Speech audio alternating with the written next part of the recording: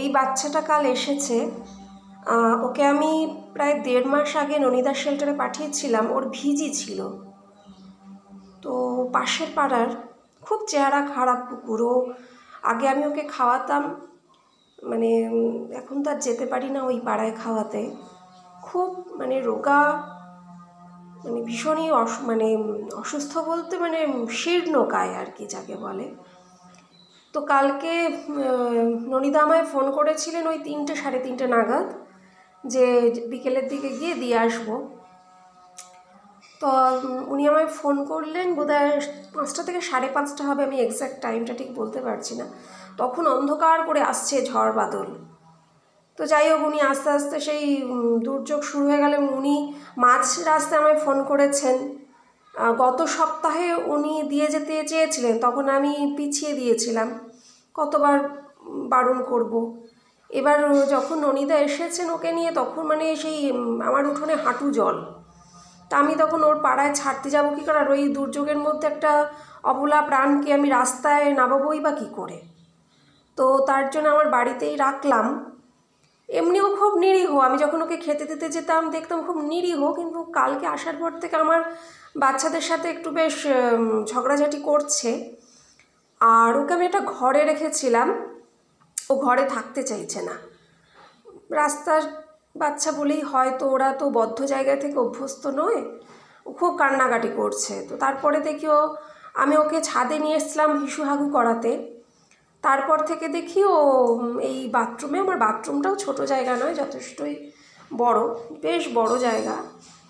তো দেখি এই বাথরুমেই ও শুয়ে রইল, রাতে আর ঘরে যেতে চাইল না। তো আমি ভাবলাম থাক, খোলামেলা আছে, বৃষ্টি হলে গায়ে জল পড়ার কোনো জায়গাই নেই, চান্স নেই। মাথার উপর তো ছাদ আছে। তো যদি আস্তে আস্তে আমার বাচ্চাদের সাথে মানিয়ে নিতে পারে, ও থাকুক আমার বাড়ি, দুটো ভাতের তো অসুবিধা নেই। কিন্তু না অ্যাডজাস্ট করতে পারলে আমাকে ওকে রাস্তাতেই ছেড়ে আসতে হবে। ওকে আমি বারে বারে এখন খেতে দিচ্ছি, যেহেতু ওর চেহারা খুবই খারাপ, শুয়ে রয়েছে বলে হয়তো বোঝা যাচ্ছে না, খুব রোগা, ভীষণ শীর্ণকায়। আর কেমো চলেছে। আমার মতে কেমোটা তো শরীরের উপর বেশ একটা মানে রুট আর কি, বুঝে নেবেন আপনারা, বেশ শরীরের উপর একটা এফেক্ট তো ফেলেই। তো আমি চাইছিলাম আমার বাড়িতে থেকে যদি বারে বারে খাবার দিয়ে ওর একটু চেহারাটা তৈরি করা যায়, তারপরে যদি ওকে গিয়ে রাস্তায় দিয়ে আসলাম। রাস্তায় গেলে তো খাবার সেরকম পাবে না, আর আমার পক্ষে এত পাড়ায় যাওয়া সম্ভব না। আমার নিজেরও শরীর খারাপ থাকে, ভালো লাগে না এত পাড়ায় পাড়ায়, আর টাকা পয়সার সমস্যা, সব কিছু মিলিয়ে আর ভালো লাগে না যেন। তো আমার বাড়িতে যদি থাকতে যাও থাকুক, আমার দিক থেকে কোনো অসুবিধা নেই। কিন্তু পাড়ায় পাড়ায় আমার মনে হয় না ওদের পাড়ায় গিয়ে আমি খাওয়াতে পারবো। আর যে মেয়েটি ওকে তুলেছিল সে জানি না কেন আমার সাথে পরের দিনই ভীষণ ঝগড়াঝাটি করলো।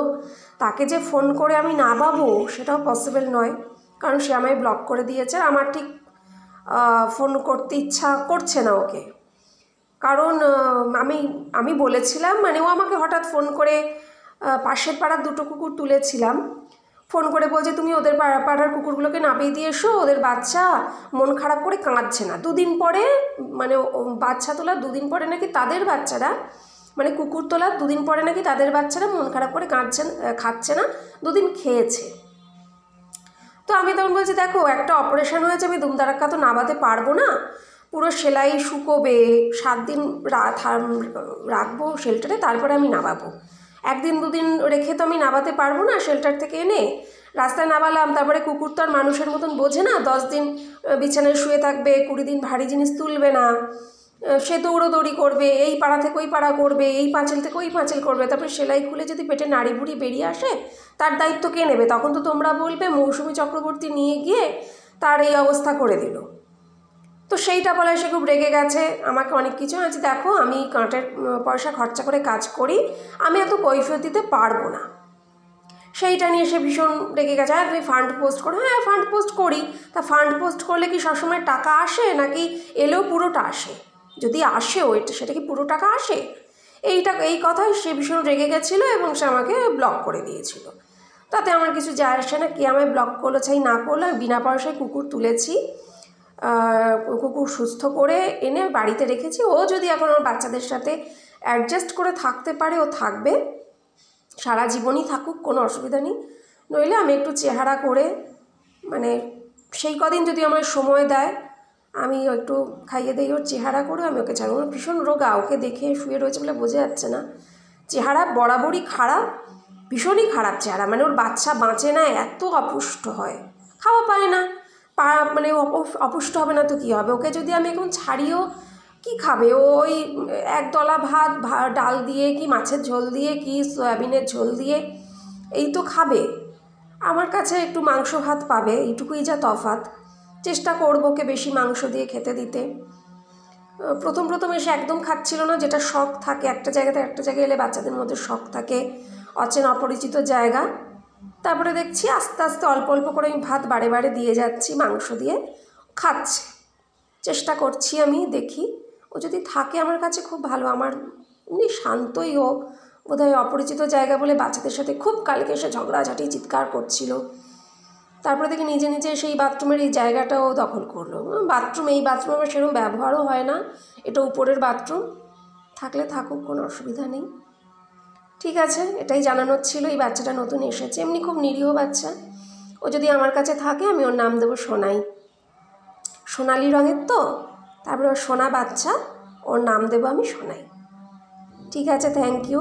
আপনারা পাশে থাকবেন আমার। Thank you.